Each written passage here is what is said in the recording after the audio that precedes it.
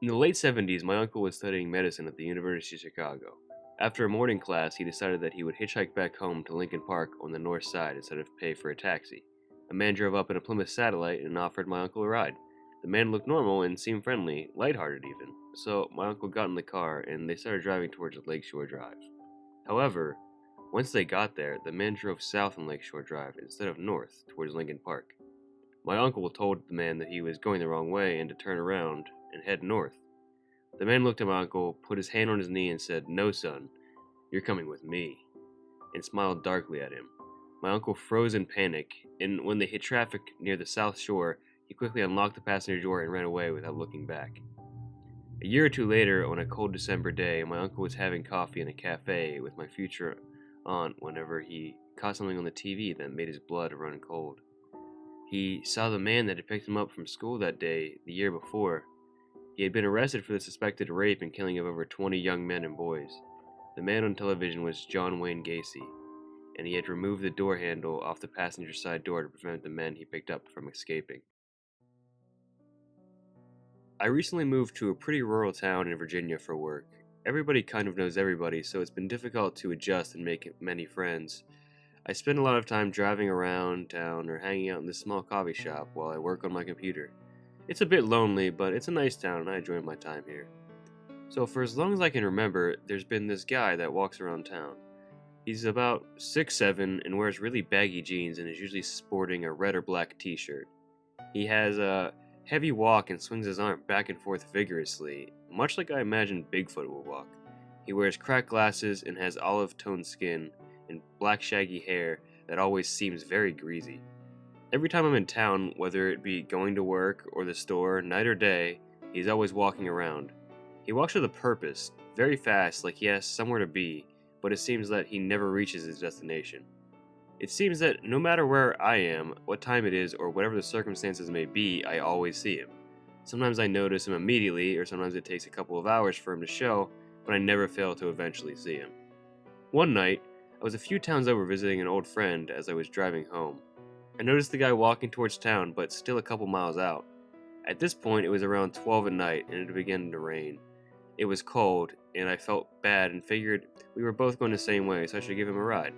At first, I was hesitant because of obvious reasons. He was a complete stranger to me, but as I approached him, I felt bad enough to pull over. I asked him if he needed a ride. He seemed shocked at the offer, but eventually made a motion towards the door, so I unlocked it and let him in. He got in and I began our trip into town. The first thing I noticed about him is that he smelled very strange. He reeked of a bonfire. It was kind of quiet, so I decided to break the tension. I asked him what his name was. Victor. He didn't seem like he was in the mood for a small talk, but I did not want to endure an awkward car ride with a stranger, so I continued to press him with questions. I asked him what he was doing out so late. He said he was buying cigarettes. I found this very strange because he was pretty far out of town when he could have purchased cigarettes at any of the gas stations in town. Another thing that didn't make sense is that where I picked him up, there was basically nothing around. I hadn't seen any type of convenience store for miles, and I was almost positive that the nearest one from that point would have been in town. I was so busy thinking about how strange it was that we didn't even really talk for much of the ride. When we got into town, I decided to stop at the only gas station that would be open at the time. I needed to get gas, and I figured he would want to get the cigarettes he set out for. I asked him if he wanted to get his cigarettes here, and he nodded, so he followed me out of the car. We walked into the store and were greeted by the man at the register. I parted ways with Victor to go get something to drink. I walked up to the register expecting to find Victor, but he wasn't there. I peeked out the door to see if he was waiting by my car, but the parking lot was empty. I dismissed my search because, after all, we were back in town and he probably just continued on his way. I set my drink down at the register and purchased my drink and gas. I asked the cashier if he'd seen where the man I was with had gone. He seemed confused. I described Victor to him and he told me that he was the guy that I had walked in with when he had greeted us. He told me that I'd come in alone and I really didn't know how to respond to this, so there was a lull in conversation. The cashier seemed worried and told me to take it easy. So I was about to walk out. I stopped and asked the cashier if there was any sort of convenience store outside of town. He shook his head no, but seemed to be thinking. He explained to me that there had been a general store about 8 miles out of town a couple of years ago that had burned down. At this point, I was really freaked out. I hadn't seen Victor since that night. I don't really know what to think or how to explain the events that happened. After that night, I had mentioned Victor to a couple of other people, but no one ever knew who I was referring to. I drove hunched over my steering wheel as I began on my way home, driving the same way that I had for the past 10 years, thinking to myself about all the work I still had to do the next day for an upcoming deadline when I noticed a hitchhiker up ahead. I'm not the type to stop, especially in this day and age with how the world is, but for some reason my brain had stopped functioning and I slowed in the shoulder to halt beside them, winding the window down and calling out to them over the rain. "Do you need to live somewhere?" The hitchhiker leaned into the open window, revealing a pretty, dark-haired young woman with piercing green eyes. Just down the road. I need to visit a friend." "Hop in. I'm happy to help you. The weather is horrendous." She opened the door and nervously got in. "Thanks, man. It's just a 5-minute drive, I swear." She smiled politely at me. I nodded back and merged onto the road, striking up a small conversation with her. Her name was Ashley. She let slip she was visiting a friend called Anthony, and that she had been hanging around with him a lot lately. We talked about the nearby beach, the usual small talk the locals make, and I paid little thought after it. "Ah, here we go," I said, as I pulled up to the nearby Iron Bay address she gave me. I don't know how someone could live across the road from a graveyard. I chuckled as she got out of the car and half-heartedly smiled and thanked me again. I continued down the street into home, a few suburbs over, and put the entire incident out of my head. About a year later, my wife and I were due to move house, and I was wrapping up fragile stuff with old newspapers, when a picture caught my eye. I felt my skin crawl as I looked at the picture of the piercing green eyes and girl I gave a lift to that night. My hands shaking, I sat down at the nearby dining table to read the article. "Man found dead, guilty of unsolved rape. Anthony Valentine, 24, was found dead, parked in a garage on 14th of May with no note. The coroner ruled it suicide with carbon monoxide poisoning at the cause. His family had intended to take him to a mental hospital due to his sudden onset of paranoia and hallucinations the next day.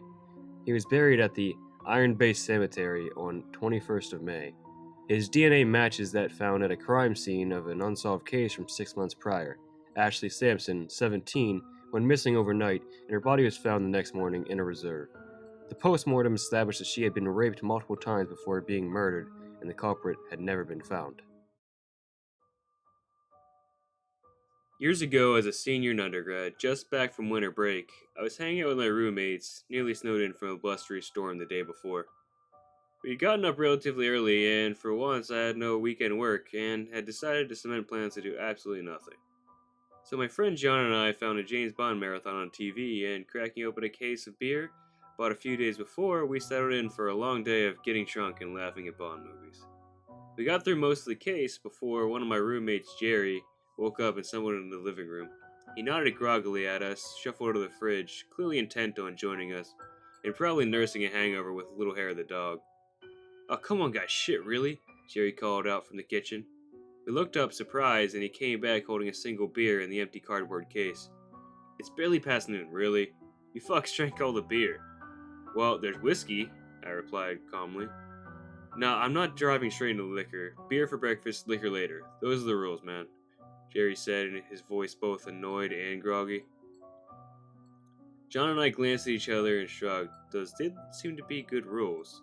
"Well, what do you want to do, man?" John asked. "I want you to go get some more beer since you drank all this." "Dude, I mean, I'm not opposed to that, but we did just drink all that, and I've got the edge of a buzz. I probably shouldn't drive," I said. "You're the only one with a car who can get through the snow." Yeah, I know. I guess just chill for a bit and I'll sober up and get some coffee or whatever and go in an hour or so." It was at this point Steve, our creepy roommate, leaned his head into the room and, in his usual just above a whisper tone, said, "I can drive." When I say creepy, I mean I don't think that he would actually kill anyone, but he was definitely unsettling. Almost unnaturally quiet, he would just suddenly appear behind you while you were distracted, and his one lazy eye always making it difficult to tell exactly where he was looking when he spun around in sudden horror. His response was always the same, soft, almost distant. "Don't worry, it's just me." Or, The time that we were all in the grocery store and my girlfriend at the time playfully suggested a bottle of Menage a Trois wine, and Steve was suddenly right behind us, suggesting in his quiet voice, completely seriously, without any hint of a joke or realizing how weird it was, "Can I join?" Right, that kind of creepy. He also had a strange fascination with Jerry. Like, he would slip into Jerry's room during the many hours of WoW that was being played and sit silently on the bed behind him, ostensibly watching the game. We always joked that he was actually watching Jerry. Jerry always got a little weirded out by this, and John would usually joke that Steve just wanted to be him or was jealous of something in some way. I would, unhelpfully, retort that no, Steve wanted to be Jerry, but in the cut off your skin and wear it as a suit way. And before you start filling out your patented "who's the villain of this story" card, no, surprisingly, Steve is not the real problem in this case. Anyway, when he offered to drive, I immediately pointed at him and yelled out, "Good idea, Steve goes to get the beer. He's got a good snow car too." "I'm not going alone." And John and I immediately rapped our knuckles on the table and brought a finger to our nose, saying in unison, "Not it!" Yeah, we were assholes. Jerry stared at us in disbelief, his face growing between rage, disbelieving, laughter, and back to sustained anger in an instant. "Oh, fuck it, fine, I'll go, but you assholes are paying." John and I had no problem with this, and gladly handed over some bills. We chuckled and waved to Jerry as he and Steve left, and shivered slightly at the cold wind that blew in before the doors closed, before going back to the movie. We finished the beers we had been nursing for a while, and once the movie ended, got up and switched over to whiskey and coke.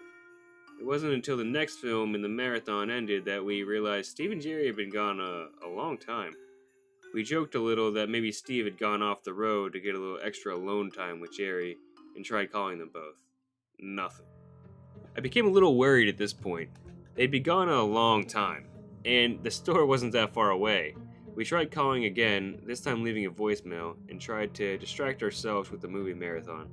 But at this point, we were getting increasingly concerned. We stopped drinking, and I said I thought we should take my car to go look for them in case they did actually go off the road in the snow and were having trouble.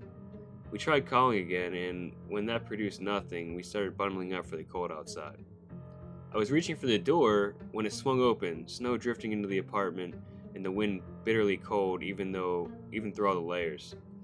Jerry stood in the doorway, clutching 2 cases of beer, and wearing a look of utter rage.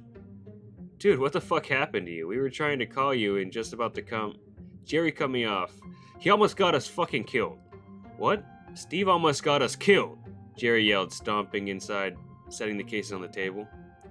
Steve trudged in behind him, a sheepish look on his face. It wasn't that bad." "No, it was that bad, you fucking idiot." "Dude," John started, "what the hell happened? You look awful." "No," Jerry said, tossing his coat and scarf off and marching into the kitchen. No, I need a fucking drink." He poured himself a glass of whiskey, stomped back to the table, and sat down, staring into the middle distance and slowly sipping. John and I stood there in shock, glancing at each other, and then to Steve, who simply shrugged his shoulders and walked off back to his room, closing the door behind him. When Jerry had killed the glass, he slammed it on the table, asking for another. I grabbed the whiskey bottle and poured a half glass. Jerry took another sip, his eyes refocusing on us, and he let a huge sigh, as though he'd been holding his breath for hours. "Okay," he said. "So this is how it happened. Steve and Jerry had gotten off the hill where the apartment was with no problems, and proceeded to closest grocery store. Looked around, but probably due to the snowstorm, the pickings were slim for anything other than the cheapest, shittiest beer, and Jerry fully intended to use as much of our cash as possible. So Jerry convinced Steve to drive across town to a store that's much less frequented, and usually had much better selection. They made their way carefully across town, everything almost silent and covered in that sound-eating empty white of fresh snow.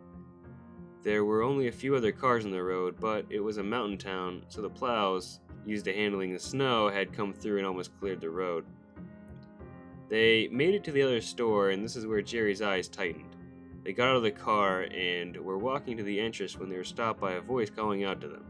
Jerry's imitation of the voice was extremely unsettling, switching between a high nasal whine and a deep creaking in an instant.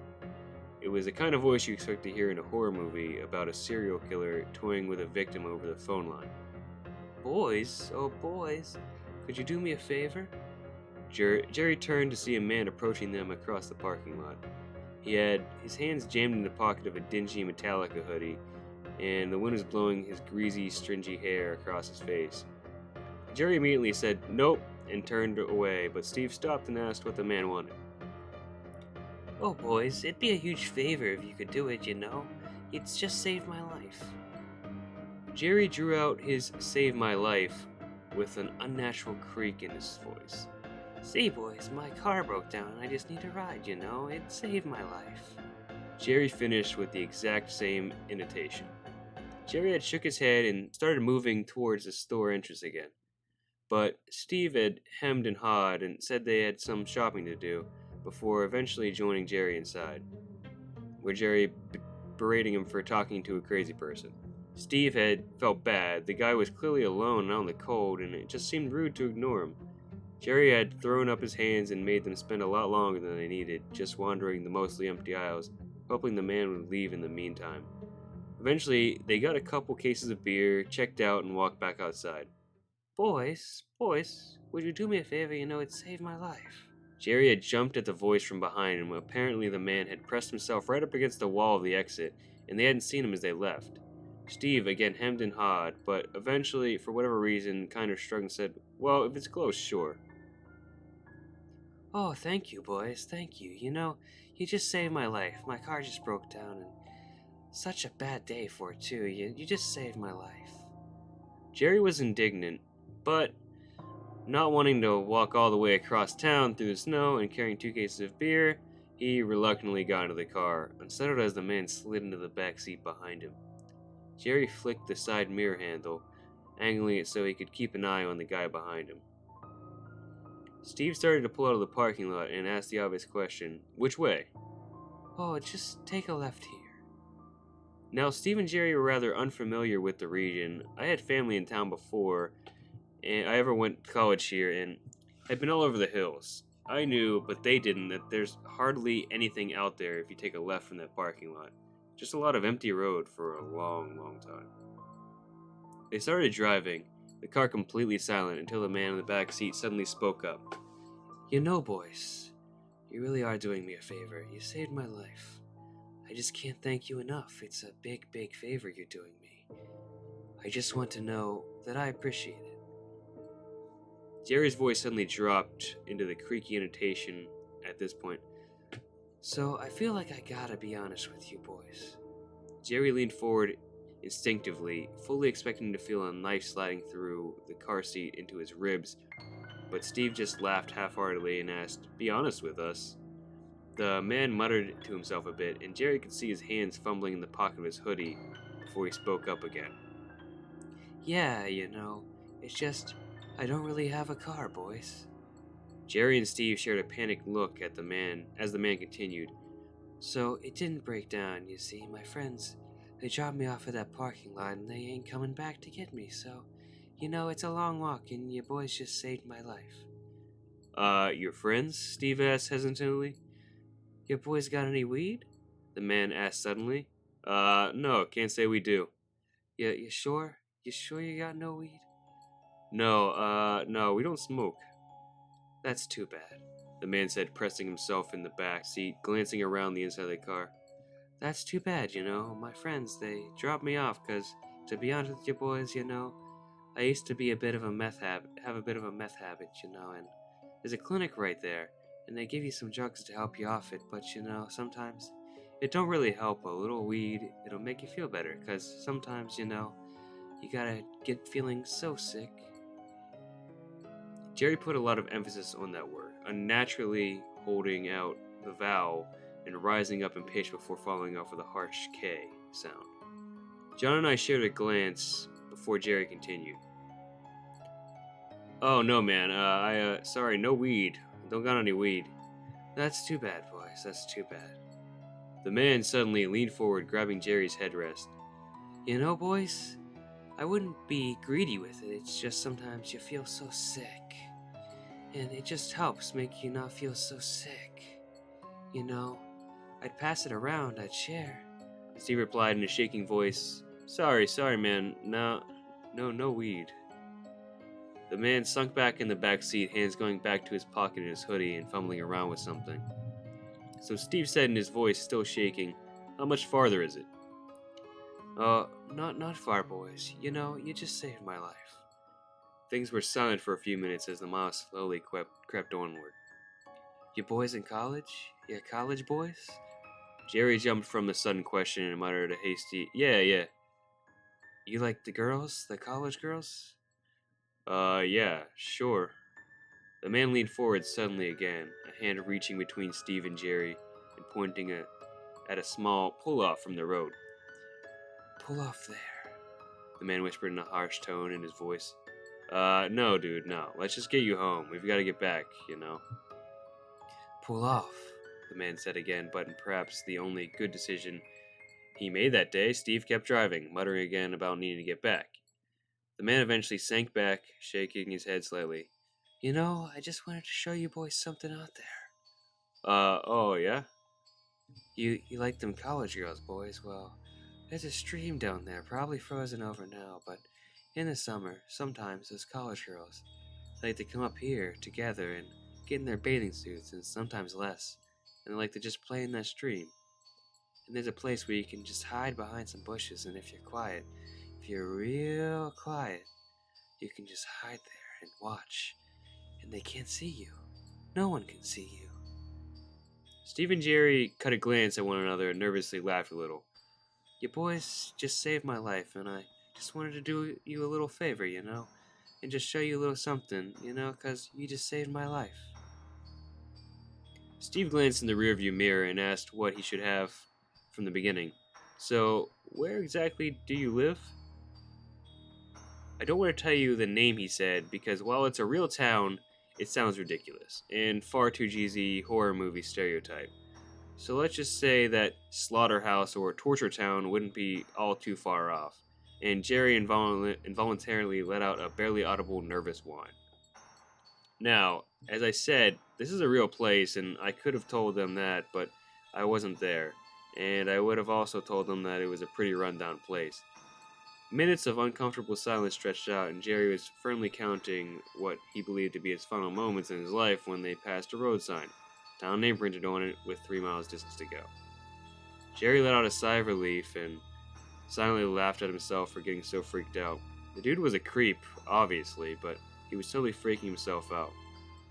A few more miles and the dude would be gone, and then he could yell at Steve for being a complete and total fucking idiot for ever giving this guy a ride, and maybe later have a good laugh about it. Most of those thoughts died as they came into the city border, and there, by the side of the road, across from a run-down and boarded-up fire station, a group of hobos were clustered around a rusty oil drum, warming their hands over a small fire kindled inside, and followed their car with an almost hungry gleam in their eyes. Jerry thought that this was all too surreal and had a sinking feeling in his stomach and nervously asked the now silent man behind him, "So, where exactly is it?" "Oh, you just take the next right. I'm at the end of the road." The man sounded tired, though his hands were twitching endlessly inside of his pocket hoodie. Steve took the turn onto a gravel road that obviously hadn't been scraped and slowed down to a crawl. Trying to follow some tracks that were already in the road, it took forever to slowly creep down that road to a trailer set far away from all the others. "Do you boys want to come inside?" the man asked, not looking at them but staring out the window. No, man, sorry, we've got to get back. We have people waiting for us." "You sure, boys? I can get you some beers and we can just hang out a bit, you know? You boys just saved my life." Yeah, man, I'm sorry, but we gotta get back." The man sighed softly and opened the door, sliding out of the car. He closed the door silently and started walking toward the trailer. Steve was just throwing the car into reverse and Jerry getting ready to berate him when the man came running back, slamming his hands against Jerry's window and pressing his face up against the glass. Jerry did an imitation of it, and it's honestly one of the most terrifying expressions I've ever seen. Eyes wide and unfocused, a deranged, almost maniacal grin showing all of his teeth. "You boys did me a big favor, and I just want you to know, you ever need anything, you come here. I can do things, and I always pay my debts." Jerry's voice dropped low, and he paused for a second before continuing in a strained and almost angry whisper. "And boys, I never forget a face." The man peeled himself off the window and turned back to the trailer. Steve threw the car in reverse and left much more quickly than they had come in, not looking back. They rode back without saying a word.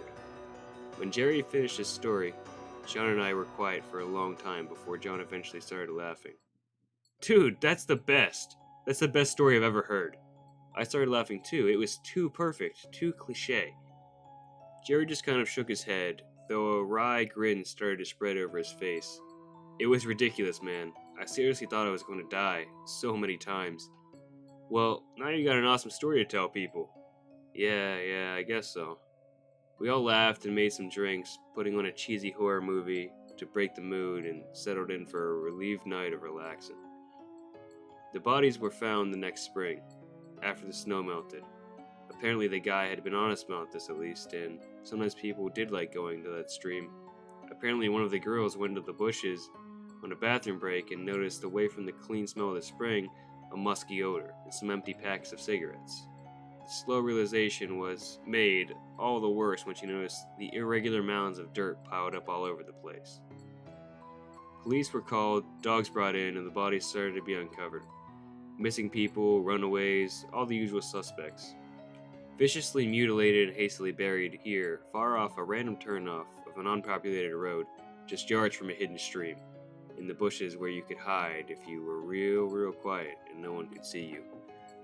We didn't talk about the whole incident much after that. The guy was never found, and Jerry started looking over his shoulder a lot more.